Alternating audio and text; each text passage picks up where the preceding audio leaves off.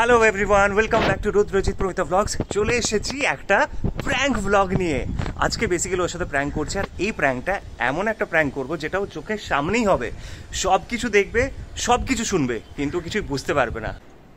এই হয়ে গেছে, যেটা করবো সেটা হচ্ছে এই যে ফোনটা, মানে পোকো F7, এটা যে ভিডিও রেকর্ডিং করছি, ও যখন আসবে তখনই আমি ওকে বলবো যে ফোনটার ব্যাটারি ডেড হয়ে গেছে আর ফোনটা হ্যাং হয়ে গেছে। समझ रहे हो? ওর রিঅ্যাকশনটা দেখবো যে কি বলে। প্র্যাঙ্কটা শুরু করি। A few moments later. আরে আমার কানেক্টটা হচ্ছিল, লাগাতে পারছিলাম না। কোথায় হয়েছে? হ্যাঁ। এবার চলো শুরু করব। আজকে সারাদিন আমরা হাসবো না, কে কতক্ষণ না হেসে থাকতে পারে। আর বরের সঙ্গে আজকে কথা বলা বন্ধ। তোমার সাথে আমি একটা কথাও বলবো না। আসলে এটা প্রথমবার এরকম চ্যালেঞ্জ করছি, আগে অনেক অন্যরকম চ্যালেঞ্জ করেছি, যাতে আমরা না দুজনে কে আগে হাসবো না। এটা হচ্ছে আরে ফোনটা সুইচ অফ হয়ে গেছে। দেখি তো সবকিছুই তো ঠিক আছে। হ্যাঁ, এই তো গ্যালারি ওপেন হলো, গ্যালারি ঠিক আছে, ইউটিউবও ঠিক আছে, টেলিগ্রামও স্মুথলি চলছে। আরে বাবা, আমার মনে হয় যে এই ফোনের র্যাম তার লাস্ট সেশনটা মনে রেখেছে। এই ফোনে স্ন্যাপড্রাগন 8s Gen 4 আর 24 GB RAM তোমার মিথ্যের থেকেও অনেক বেশি ফাস্ট। বাবা, ফোনটা গরম হয়েছে দেখেছো?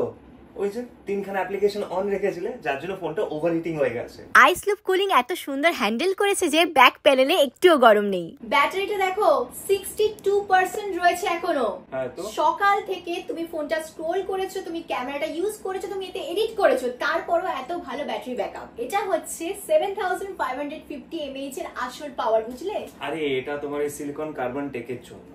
ফেল করে গেছো, প্র্যাঙ্কে ফেল করে গেছো। প্র্যাঙ্ক অনেকক্ষণই ওভার হয়ে গেছে, আর কোনো প্র্যাঙ্ক হচ্ছে না। আরে আমি প্র্যাঙ্ক করছি না। শোনো, আমি অনেক আগে ধরে ফেলেছি, আজকে ওই জন্য বলতেও লাগেনি যে প্র্যাঙ্ক হচ্ছে না। তোমার প্র্যাঙ্ক ফেল হয়ে গেছে। আমার ইয়ারবাডস কই?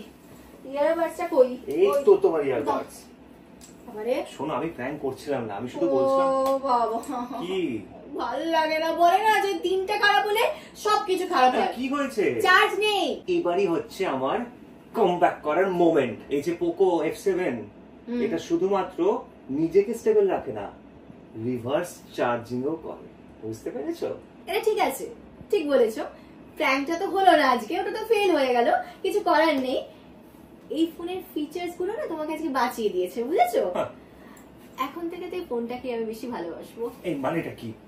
আমার থেকে বেশি পোকো F7 কে? অবশ্যই, সবে শুরু হয়েছে। এবার থেকে যে কোনো চ্যালেঞ্জে না তোমার জায়গায় ও থাকবে। এই যে BGMI টা খুলে দেখো, 120 FPS এ চলছে। কন্ট্রোলারের দরকার পড়বে না তোমার। এত স্টেবল কিভাবে?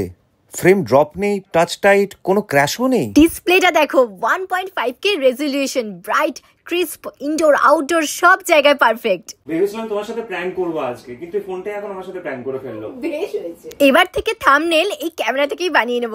50 MP OIS শর্টস, এত স্টেবল, ট্রাইপডও লাগবে না। দেখো কি ভালো এসেছে ভিডিওগুলো। দেখি। এটা দেখো, ওই দেখো, এই ফোনটা এখন তোমার কন্টেন্টও সামলাচ্ছে। আরে আমি ভাবলাম আজকে একটু প্র্যাঙ্ক করবো, সে প্র্যাঙ্কটা হলো না। আমার আর কিছু বলার নেই, ভালো লাগছে না। কিছু বলতে হবে না, এবার আমি বলছি। যদি তোমরা এরকম ফোন চাও যা প্র্যাঙ্ক প্রুফ, ক্রিয়েটর রেডি আর ব্যাকআপ কিং হয়, তাহলে বলবো পোকো F7 হচ্ছে তোমাদের জন্য সব থেকে বেস্ট। এই পোকো F7 ফ্লিপকার্টে আসছে 1 জুলাই দুপুর 12টা থেকে। এটা স্টার্টিং প্রাইস হচ্ছে 29,999 টাকা, যাতে তোমরা 12GB প্লাস 256GB পেয়ে যাবে। আর কি বলতো, লঞ্চ ডেতে নিলে তোমরা 2 বছরের ওয়ারেন্টি পাবে আর 1 বছরের স্ক্রিন প্রোটেকশন পাবে, আর তার সাথে 12 মাসের নো কস্ট EMI। কিন্তু এই সব অফারই পাবে শুধুমাত্র একদিনের জন্য।